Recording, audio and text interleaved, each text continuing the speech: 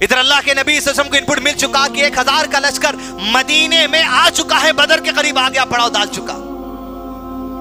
आप सल्लल्लाहु अलैहि वसल्लम अल्लाह से दुआ करते, या रब तेरी मदद जिसका तूने वादा किया था, फरिश्तों का लश्कर, या रब वो भेज कर तूने मदद करने का वादा था फरिश्तों के लश्कर को, या रब्बी जमीन पर भेज देना आज। या रब अगर आज ये मुसलमानों का लश्कर शिकस्त खा गया, क़यामत तक तेरी इबादत करने वाला कोई ना होगा, या रब्बी हमारी मदद करना। दुआएं कर कर सुबह का वक्त था, सफों को दुरुस्त कर रहे थे। एक तीर को हाथ में लिए हुए अल्लाह के नबी सल्लल्लाहु अलैहि वसल्लम मुसलमानों की सफों को सीधी करते चले गए। कहा सफ में सीधे हो जाओ, सफ में सीधे हो जाओ। एक सहाबी साद रज़ियल्लाहु अन्हु सबसे बाहर निकले हुए थे, उनके पेट पर तीर रखकर अल्लाह के नबी सल्लल्लाहु अलैहि वसल्लम थोड़ा सा चुबाया, कहा साद सफ में हो जाओ। पेट पे तीर चुभना था, साद ने कहा अल्लाह के नबी सल्लल्लाहु अलैहि वसल्लम आपने तीर चुबा के तकलीफ दी है, बदला दीजिए। काम अंदाज देखिए आप, 1000 सामने, जंग शुरू होने कुछ लम्हे, अल्लाह के नबी इस्लाम उस्वा हसना है। बदला हर चीज का दुनिया में चुकाने के लिए साथ से कहा कुर्ता खोलता हूं, जितनी तकलीफ तुझे हुई उतनी तकलीफ मुझे भी दे देना, आखिरत में नहीं पकड़ना इस बात के लिए। अल्लाह के नबी वसल्लम कुर्ता खोल दिया, हज़रत साद के अल्लाह के नबी वसल्लम के बदन को बोसा देने लगे। अल्लाह के नबी वसल्लम ने पूछा क्या वजह है ऐसे वक्त में ये हरकत करने की? कहा अल्लाह के नबी सल्लल्लाहु अलैहि वसल्लम जानों का नजराना लिए हुए पहली मर्तबा अल्लाह की राह में आ गए।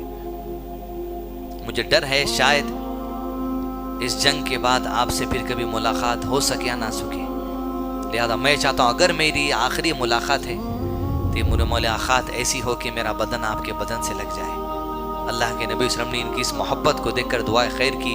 जंग का आगाज किया गया। आप सल्लल्लाहु अलैहि वसल्लम ने कहा पूरे 315 एक साथ हमला करना। अल्लाह के हुक्म के इंतजार में थे दोनों, सब 1000 और 313 314 317 सामने हो गए। अल्लाह का नाम लेकर अल्लाह के नबी वसल्लम ने हुक्म दिया, कूद पड़े पूरे के पूरे एक साथ, मार काट करते हुए शेरों की तरह लड़ते लड़ते लड़ते सीनों को छन्नी करते हुए चले गए मुशरिकीन के। वो जो अल्लाह के नबी सल्लल्लाहु अलैहि वसल्लम को मिटाने आए थे, अल्लाह के दीन को मिटाने आए थे, कुरान और सुन्नत को मिटाने आए थे, उनकी हस्तियां मिट कर रह गई। हत्ता के अबू जहल जो कुरैश का सबसे बड़ा सरदार था, कलेजा चीर कर जमीन पर डाल दिया उसका मुसलमान। जंग चलती चली गई, घंटों का आगाज। अल्लाह के नबी सल्लल्लाहु अलैहि वसल्लम का खैमा इधर मैदान जंग से थोड़ा हटकर आप सल्लल्लाहु अलैहि वसल्लम के साथ अबू बकर सिद्दीक है, मुआयना लेते हुए जंग के मैदान का, सजदे में सर है अल्लाह के नबी सल्लल्लाहु अलैहि वसल्लम का। अल्लाह से दुआ करें या रब तेरा वादा जो था फरिश्तों का लश्कर भेजने का, उस लश्कर को भेज दे। अल्लाह अज़्ज़ा व जल दुआ कबूल करता है, जिब्रील को हुक्म देता है, कुरान मजीद गवाही देता है, उतरो जिब्रील अलैहिस्सलाम फरिश्तों का 1000 का लश्कर लेकर दुश्मनों के सरों को कुचलते चले जाओ। इधर अल्लाह के नबी सल्लल्लाहु अलैहि वसल्लम को वही आ गई, अल्लाह के रसूल सल्लल्लाहु अलैहि वसल्लम फरिश्तों का लश्कर आ चुका है। आप सजदे में सर उठाते हैं, अबू बकर से कहते हैं ये देख अबू बकर जिब्राइल आ रहे हैं अपने घोड़े की लगाम उठामे हुए, सहाबा को खुशखबरी दे दे कि 1000 का फरिश्तों का लश्कर जमीन पर आ चुका है। सहाबा कराम कहते हैं हम तलवार लेकर दुश्मन की गर्दन पे मारने जाते, हमारी तलवार गर्दन तक नहीं पहुंचती लेकिन उसकी गर्दन कटकर गिर जाती, फरिश्ते ऐसा हमला करते।